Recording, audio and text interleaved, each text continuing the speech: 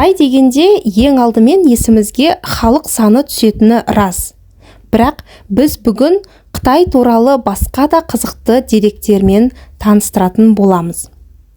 Қытайда тұтқындалған адамдар басқа елдермен салыстырғанда қамауда 4 есе ұзақ отырады екен. Әлемдегі ең ұзын кептеліс Қытайдың Шанхай қаласында болған. Кептеліс 12 күн бойы тарқамаған. Ұзындығы 99 километр болды. Қытай полициясы иттің орнына көбіне қазды қолданады. Қаз көзінің көргіштігімен ерекшеленеді екен.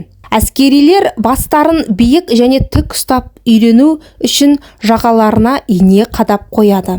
Қытайда белгілі бір дін жоқ, бірақ 54 миллионға жуық халық христиан дінін ұстанады. Әйгілі PlayStation ойын құралына Қытай территориясында тыйым салынған. Қытайда жылына шамамен 1 миллиондай әйел түсік жасатады екен. Бұл халық санының көптігіне байланысты. Шамамен Қытайдың 1 миллиондай тұрғыны күніне $1 ғана өмір сүреді. Яодун Қытайдағы үңгірлі үйлердің аты. Онда шамамен 30 миллион адам тұрады. Ол Австралияның халық санынан әлде қайда көп. Қытай туралы қызықты фактілерді ұнатпау мүмкін емес, е? Балалар да, ересектер де бұл күй туралы жаңа және күлкілі нәрсені білуге қуанышты болар еді. Қазіргі Қытайда да, ежелгі Қытайда да көптеген құпиялар мен жаңалықтар бар.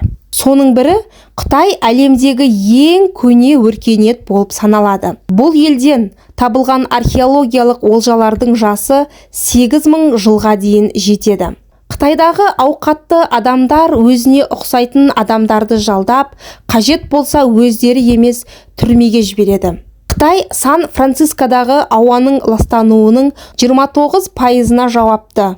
Қытайда ағылшын тілінде сөйлейтіндер ақш-қа қарағанда көбірек. Қытайда қызды аптасына $31 жалға алуға болатын сайт бар екен. Қытай әлемдегі халқы ең көп мемлекет болып саналатынын барлығы біледі, е? Дәретхана қағазы алғаш рет 1300 жылдары Қытайда пайда болды.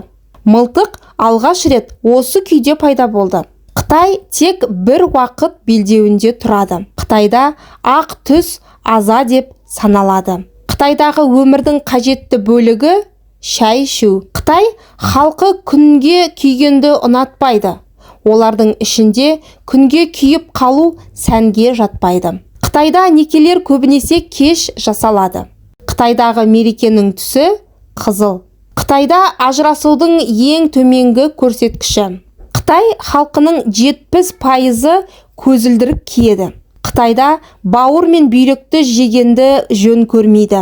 Қытайда көкөністерді ешқашан шикі жеуге болмайды. Олар қайнатады немесе буға пісіріледі. Қытайда шалбарларында тесігі бар балаларды көруге болады. Сондықтан олар кез келген уақытта өздерін жеңілдете алады. Қытайдағы демалыс барлығы бір уақытта. Жаңа жыл алдында басталады. Қытайдағы босанған әйелдердің босанғаннан кейін 30 күн төсекте жатуы әдетке айналған. Қытайлықтар алкогольді ірі компанияларда ғана ішеді. Қытай тілі әлемдегі ең қиын тілдердің бірі болып саналады. Қытай тілінде иә, жоқ деген сөздері жоқ. Қытайдағы фамилиялардың көпшілігі бір буынды түрде жазылады. Қытай тілінде сөйлейтіндердің есту қабілеті жақсы. Қытай тілі әлемдегі барлық тілдердің ішіндегі ең танымал екінші тіл. Қытай тілінде әліпби жоқ. Интонацияға байланысты Қытай тіліндегі сөздер әртүрлі дыбысталуы мүмкін.